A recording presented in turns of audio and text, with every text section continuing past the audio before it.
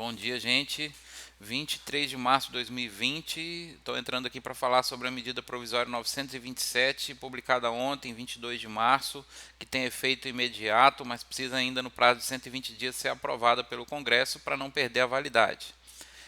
Eu vou fazer um resumo das medidas possíveis aqui durante esse período de calamidade em decorrência do coronavírus. Vou seguir a ordem que está na medida provisória. Então vamos lá. Primeiro ponto, do teletrabalho. Por determinação da empresa, independente do acordo individual ou coletivo, ou mesmo alteração do contrato de trabalho, as empresas cujas atividades podem ser realizadas através de home office, então, tem essa permissão. No entanto, deverá notificar o colaborador com antecedência mínima de 48 horas. Para essas empresas que vão estar determinando o trabalho em home office, ela deve fornecer os equipamentos necessários, caso o empregado não os tenha, em regime de comodato, tá bom? Telefone, notebook, outras ferramentas essenciais para que o colaborador realize o seu trabalho. Na impossibilidade dela fornecer esses equipamentos, e caso o empregado também não os possua, vai contar como jornada normal de trabalho e tempo disponível, tempo à disposição da empresa. Antecipação de férias individuais. É permitida a antecipação de férias individuais com notificação mínima de 48 horas por escrito ou por meio eletrônico, indicando o período a ser gozado, mas respeitando o período mínimo de 5 dias.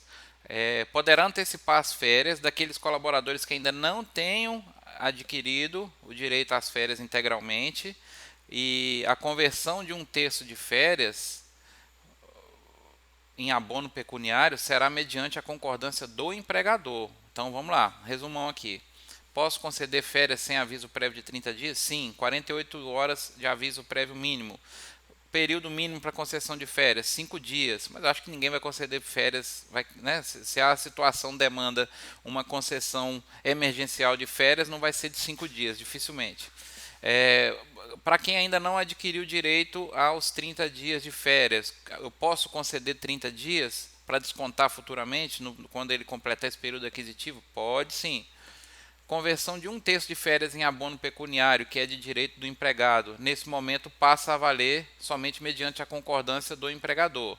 Ressaltando, gente, essa é uma situação atípica em virtude do estado de calamidade em que nós estamos enfrentando. Agora, o pagamento das férias também houve modificação. Aquele colaborador que saía de férias recebia até 2 dias antes, né, o valor das férias acrescido de um terço. Mediante a situação atual, o pagamento das férias poderá ser efetuado até o 5º dia útil do mês subsequente ao início de gozo das férias. Vou sair de férias, vou conceder férias no dia 1º de abril. Quando é que eu vou remunerar essas férias que vão ser concedidas no dia 1º de abril? Até o 5º dia útil do mês de maio. E um terço de férias vai ser pago como? Pode ser pago após a concessão das férias, com limite máximo até o vencimento do 13º salário, ou seja, dezembro.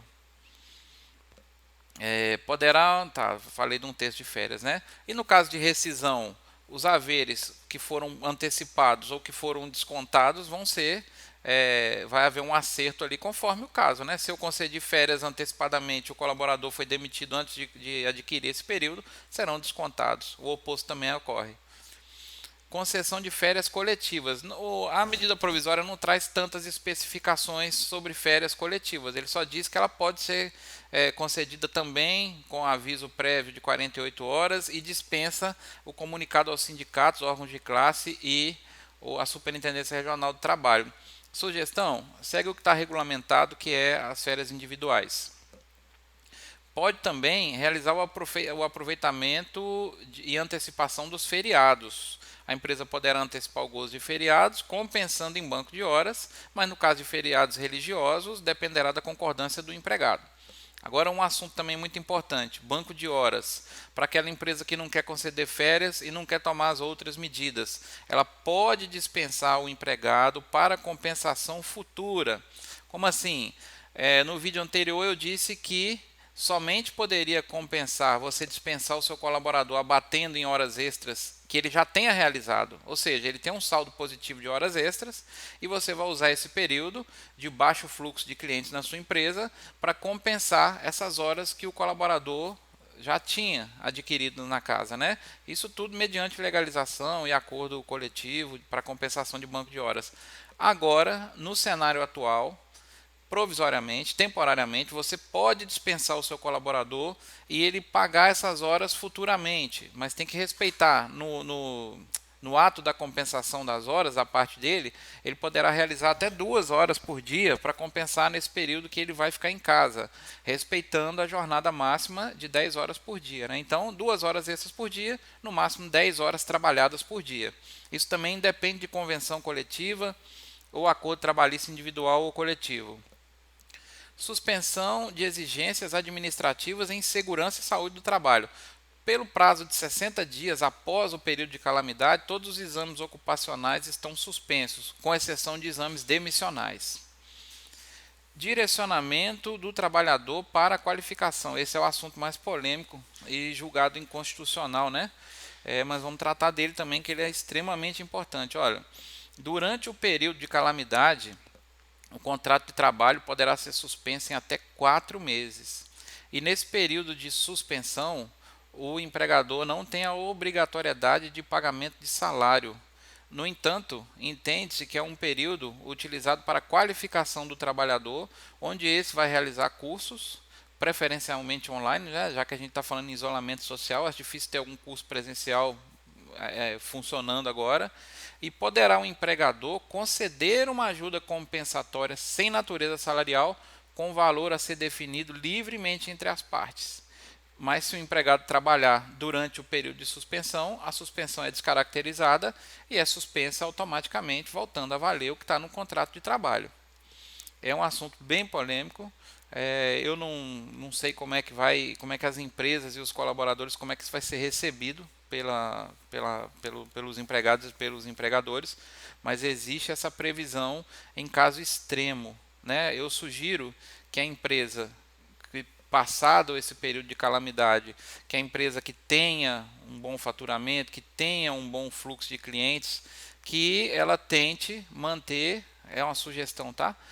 O afastamento dos colaboradores para compensação de horas futuras ou mesmo a concessão de férias. Em última instância, essa suspensão do contrato de trabalho, porque o impacto social, o impacto econômico, o impacto financeiro da população sem remuneração vai ser muito forte e acaba voltando no próprio empregador, né? Porque se ele dispensa os empregados dele, as outras empresas cujos empregados são clientes dele farão o mesmo e aí vira uma bola de neve, uma relação em cadeia e todo mundo sai prejudicado. O último ponto aqui que eu vou tratar é o deferimento do recolhimento do fundo de garantia por tempo de serviço.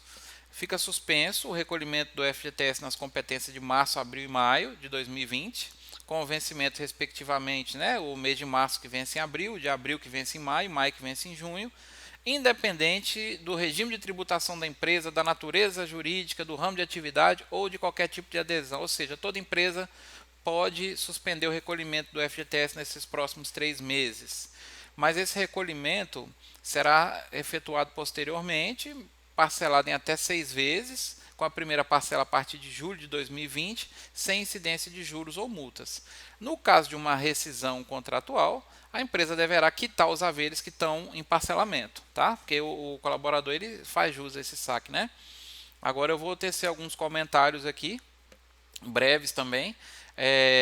Com relação ao afastamento para qualificação ou suspensão do contrato de trabalho, o colaborador não faz jus ao seguro-desemprego, também não fará jus ao saque do FGTS, pelo menos essa medida provisória não dá nenhum desses benefícios para ele, né? Nem o seguro-desemprego e nem o saque do FGTS.